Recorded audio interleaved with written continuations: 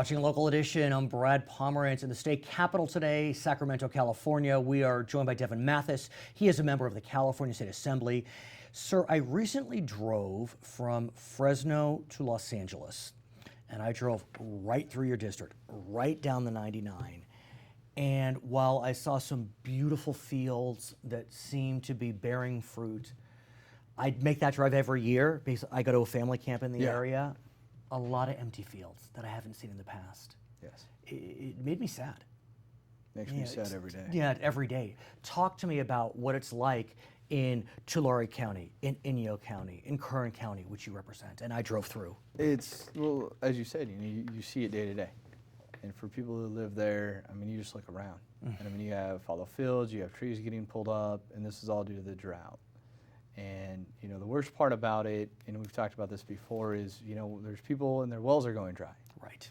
And, we have all this drought relief, billions of dollars in money for drought relief. But there's nothing on the books today that helps somebody whose well goes dry. Today.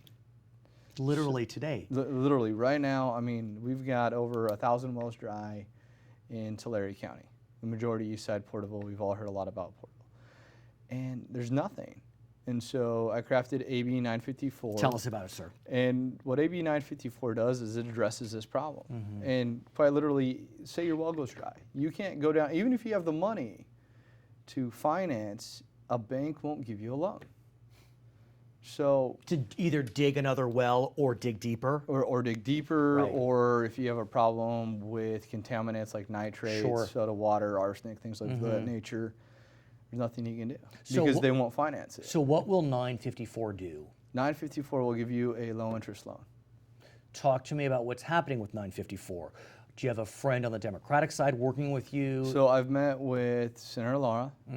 Democratic senator from Long Beach. Chair of Appropriations Committee. Met with him, and we'll see if it gets off the Senate suspense file on Thursday. Okay, so we'll see after. I'm sure this will air after that fact. Yes. That being that said, did you get the momentum you needed? So far, it's had full support. Okay. Absolutely full support. It's a bipartisan bill. I pride myself on doing bipartisan legislation. And, I talk to people. There's a video out there called The City Without Water. And I try to use that as a tool because instead of, a picture says 1,000 words, but a video It says 1,000,000. Exactly. Right. And so, I mean, it's a real quick 4-minute clip of here's what's going on. And this video was done last year. So, I mean, the numbers have more than doubled.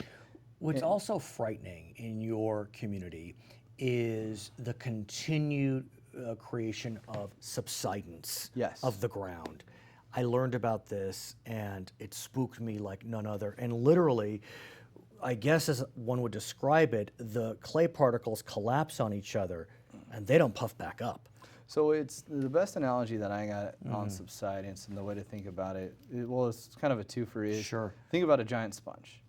And if you take the water out, it gets smaller. But the thing with the ground is you can't put it back. Once it's gone, it's gone. And so as we move forward, we seriously need to look at subsidence issues. We need to look at groundwater recharge, which goes into the storage and the dams and everything else. You probably heard NASA did a study in August, just recently. You're talking about a 10-year study? Well, this talked about subsidence and how parts of the San Joaquin Valley are sinking 2 inches a month. Yes. There is an area near your district, Corcoran, near the Tulare Basin. It has sunk 13 inches in 8 months. Yes. I can't even imagine the havoc. Well, think about this. We have a huge infrastructure problem in the state, and we're going to a special session on transportation. Roads are getting messed up due to subsidence. Right. That's right. So we're going to look at spending more money on roads, more money on these things. But what are we doing to address the subsidence problem? What are we doing? That is the question. And what can be done? And we've pushed legislation to waive CEQA on the dams, but that died. Yeah, let's talk about that. We've pushed legislation to waive CEQA for desalinization and water recycling projects. Died. Yeah, I know what you're talking about. And James Gallagher, James Gallagher, AB 311. I pushed a bill, AB 956. looking at ways to get more out of the water, to move forward with the storage, with the dams. I'm wondering though, sir, if it's possible. But Please, okay. We've waived CEQA for stadiums time and again, but what's more important? Honestly, what's more important? Don't mess with football. But for government, we're supposed to take care of people. And we're not even taking care of basic needs: food, water, and shelter. And what are we doing? What are we doing, though? Let me ask you this. We remember Bill Clinton in the 90s. He engaged in what was known as triangulation. He worked with the Republicans in the House to get certain reforms passed. He was a Democrat. He worked with the Republicans in the House because the Democrats weren't working with him as a Democrat. Jerry Brown has said it's the Lord's work to reform CEQA. You know, there are too many dam regulations.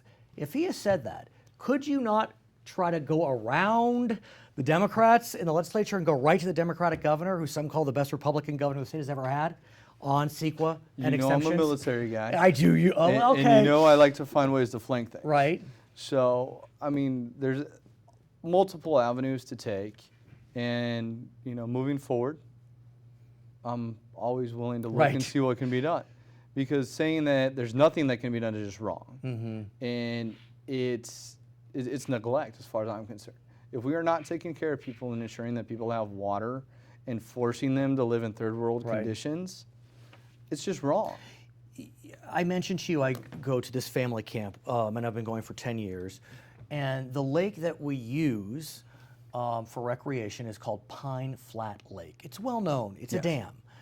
You grew up near there. Better known as Pine Flat Dam. Exactly. And so I remember it used to be great for renting, you know, houseboats and motorboats, and I learned to wakeboard out there. Okay, as did my daughter 3 days ago. Literally, to get to the lake/dam, you used to have to stop at the top of a parking lot.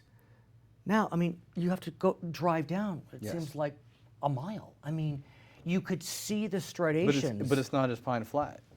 It's Lake Isabella, which is part of my district. It's, you know, Shaver Lake, Millerton, Kauai. All of it. Every single up and down the valley. I mean, even Shasta looks like a mud puddle. I've been to Shasta, and I mentioned this. It has these strange orange-brown islands coming out that look lunar to me. I mean, they look lunar. I don't know if they'll... But we're keeping the water there so it can stay cold for a fish. But let me ask you this. That's a long conversation. But let me ask you this. Right. Because I love to go trout fishing. Yeah. We restock fish all the time. Right. We can't restock crops overnight. We can't restock people.